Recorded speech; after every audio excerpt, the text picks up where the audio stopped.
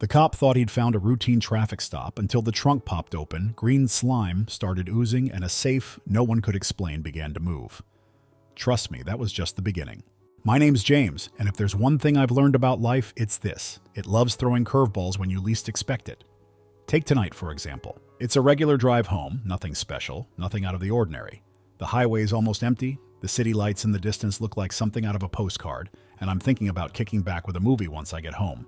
And then, bam! Red and blue lights flash in my rearview mirror. Now I've been pulled over before. Speeding ticket here, busted taillight there. It's part of life. But something about this felt off. Still, I hit the brakes, pull over to the side, and try to stay calm. After all, I wasn't speeding, I wasn't swerving. What could they possibly want? I cut the engine, roll down the window, and wait. A tall officer approaches, mid-30s, sharp uniform, sunglasses even though it's way past sunset. You know the type. All business, no smiles. He leans down to my window and the first thing he says is, "Good evening, sir. License and registration, please." I hand over my documents without a word, trying not to overthink the situation. But the way he's looking at me, it's like he already knows something I don't. He studies my license for a few seconds, then glances back at me. Step out of the vehicle. Okay, now I'm confused. I'm not one to argue with law enforcement, but this is starting to feel a little unnecessary. Still, I do as I'm told. As soon as I'm out, he motions toward the back of the car. Open the trunk. This is where it gets weird. Open the trunk? For what? I'm standing there, keys in hand, staring at him like he's just asked me to solve a calculus problem.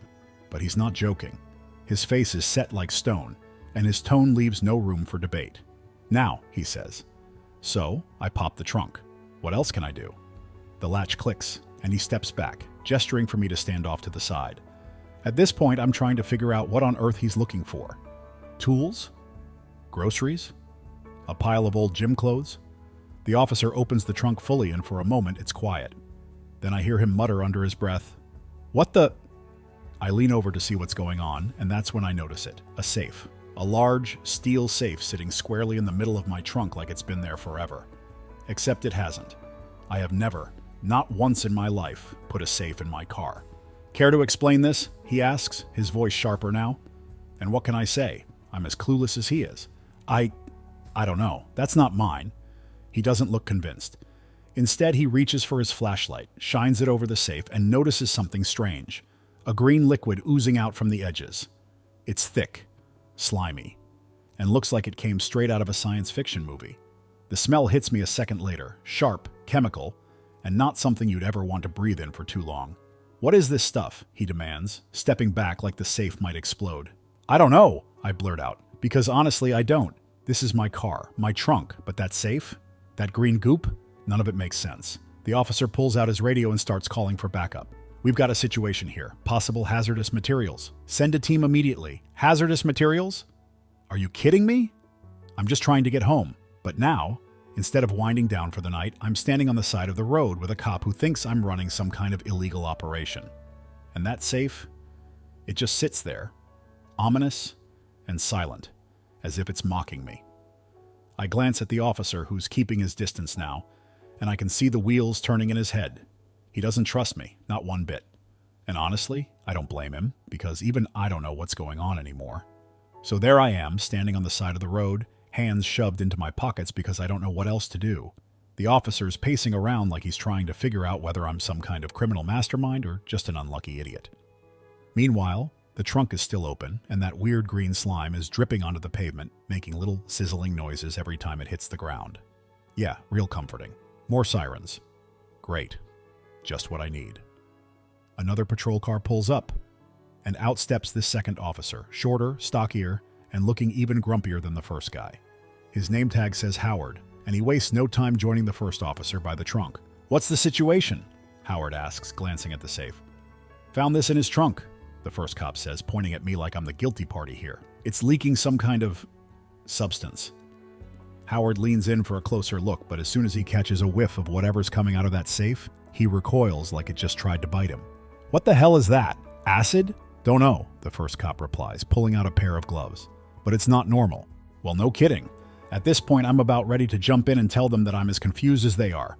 But Howard beats me to it. "Sir," he says, turning to me with a look that could melt steel. Care to explain what's in that safe? I already told him, I say, pointing at the first officer. I have no idea. It's not mine. I didn't even know it was there until he opened the trunk. Howard doesn't look impressed. Not yours, huh? Then how did it get in your car? Good question. Wish I had a good answer.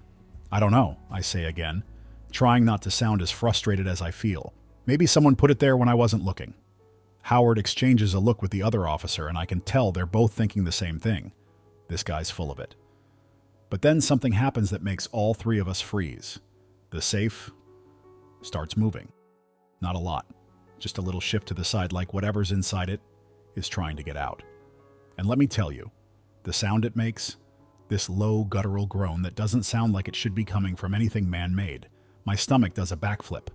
What the? Howard takes a step back, reaching for his gun. Hey, whoa, whoa, I shout, holding up my hands. Let's not start shooting at things we don't understand, okay? The first officer doesn't say anything. He's too busy staring at the safe, which shifts again, this time with enough force to make the trunk rattle. That green slime is still dripping, and now there's steam rising from where it hits the ground. The smell gets worse, sharper, more metallic.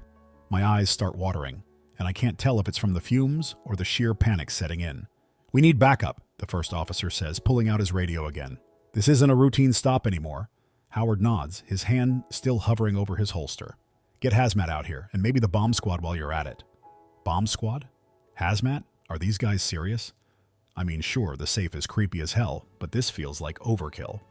Guys, I say, trying to keep my voice steady, can we all just take a deep breath and... Before I can finish, there's a loud bang. The safe jumps like something inside just hit it with full force. Green slime splatters everywhere, and I take a step back, nearly tripping over my own feet. What's in there? Howard shouts, pointing at me like I'm supposed to know. I don't know, I yell back, because honestly, what else can I say? I'm just as clueless as they are, and now I'm starting to wish I'd stayed home tonight. The first officer grabs his flashlight and shines it into the trunk, but he doesn't get too close. Smart move, considering the safe is now making a faint clicking noise, like gears turning inside. Whatever's in there, it's definitely not normal. We need to secure this area, he says, stepping away from the car. He points at me. Stay right where you are. Not going anywhere, I mutter under my breath. Because seriously, where would I even go? The highway's empty and I'm not exactly dressed for a sprint. More sirens in the distance. Backup's on its way, and I'm standing there feeling like a deer in the headlights, waiting for whatever's coming next. The safe lets out another groan, louder this time, and the green slime starts pooling on the ground, bubbling like it's about to boil over. And that's when it hits me. This isn't just some random accident. Someone put that safe in my trunk for a reason. And whatever's inside it, it wasn't meant to stay locked up. By the time backup arrives, the scene looks like something out of a bad TV drama. 2 more patrol cars pull up, their lights flashing, painting the empty highway in streaks of red and blue. Another officer, this one older, with a face like he's been chewing nails for breakfast, steps out and immediately starts barking orders. What have we got here? He growls, his eyes narrowing as he spots the green slime still oozing from the safe. Unidentified object, the first officer says, gesturing to the trunk like he's presenting evidence at a trial. Leaking some kind of substance. It's moving. The older cop raises an eyebrow. Moving? Yeah, Howard chimes in.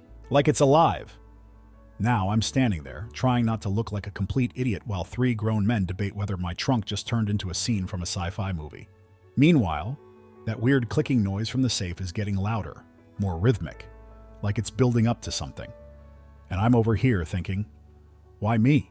Of all the cars on this highway, why pick mine? The older cop steps closer to the trunk, but he doesn't get too close. Smart. He tilts his head, listening to the sound, then looks back at me. You're sure you don't know what's in there? He asks, his voice low and skeptical. For the 100th time, no, I snap, throwing up my hands. I didn't put it there. I don't even know how it got in my car. He doesn't look convinced, but before he can press further, there's another loud bang from the safe. This time, the entire car rocks on its wheels. The slime sprays out in every direction, and everyone takes a step back, even the tough-as-nails cop. All right, that's it, the older guy says, pulling out his radio. Get hazmat here now, and clear the area. We're not taking any chances. Chances, I mutter under my breath. What does he think this is, Area 51? As if on cue, the safe emits a low, mechanical hum that sends a shiver down my spine. The older cop turns to me, his expression grim. Listen, son. Whatever this is, it's serious. If there's anything you're not telling us, now's the time. I meet his gaze, and for a second I consider telling him the truth, that I have no idea what's happening. But then something inside me clicks. What if this isn't about me? What if whoever put that safe in my car wanted exactly this? To cause chaos. To draw attention. And now I'm caught in the middle. Before I can say a word, the safe lets out a sharp, high-pitched whine, like metal scraping against metal. The slime starts bubbling faster, and the green glow intensifies, casting eerie shadows on the pavement. "Everybody back!" the older cop shouts, drawing his weapon. "Whoa, whoa, whoa!" I yell, stepping back myself. "Shooting it isn't gonna help." The cops don't listen. The older guy motions for the others to draw their guns, and for a moment, it feels like the whole world is holding its breath. The safe shudders one last time, and then, with a loud click, it pops open. What happens next? You wouldn't believe me if I told you. The safe creaks open, and for a split second, everything is silent. Then, out of nowhere, a burst of green mist shoots into the air, swirling like smoke from a magician's trick.